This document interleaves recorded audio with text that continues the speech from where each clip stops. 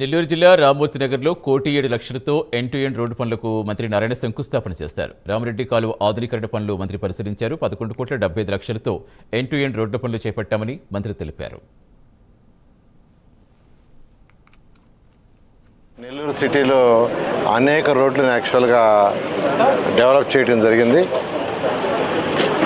అయితే అక్కడక్కడ కొన్ని రోడ్లు అంటే బ్యాలెన్స్ మిగిలిపోయినాయి.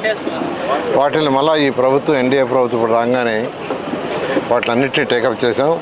దానికి ఫస్ట్ ఫేజ్లో 11,75,00,000తో ఈరోజు నెల్లూరులో ఏదైతే బ్యాలెన్స్ కొన్ని దగ్గర 1/2 ఫీటు, కొన్ని దగ్గర 1 ఫీట్, కొన్ని దగ్గర 1.5 ఫీట్, కొన్ని దగ్గర 2 అడుగులు, కొన్ని దగ్గర 2.5 అడుగు, 3 అడుగులు అటు మిగిలిపోయింది.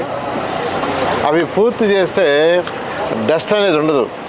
నగరంలో రోడ్ల మీద డస్ట్ ఉండకూడదంటే ఎండ్ టు ఎండ్ రోడ్లు ఉండాలి. అలా కాకుండా 40 అడుగుల రోడ్లు 20 అడుగులు సిమెంట్ రోడ్డు వేసి అటుపక్క 10 అడుగులు ఇటుపక్క 10 అడుగులు వదిలేస్తే 2 బండ్లు రోడ్డు మీదకి వచ్చినప్పుడు ఒక బండి కిందకి దిగుతుంది మట్టి మీదకి. అది దిగి మళ్ళీ ఆ రోడ్డు పైకి వస్తుంది. ఆ మట్టి మీద దిగి రోడ్డు మీదకి రాగానే ఆ మట్టిని చక్రాలు తీసుకొచ్చి మళ్ళీ రోడ్డు మీద వస్తుంది. వెనకాల వచ్చే బండ్లు తొక్కుతాయి, దుమ్ము లేస్తుంది.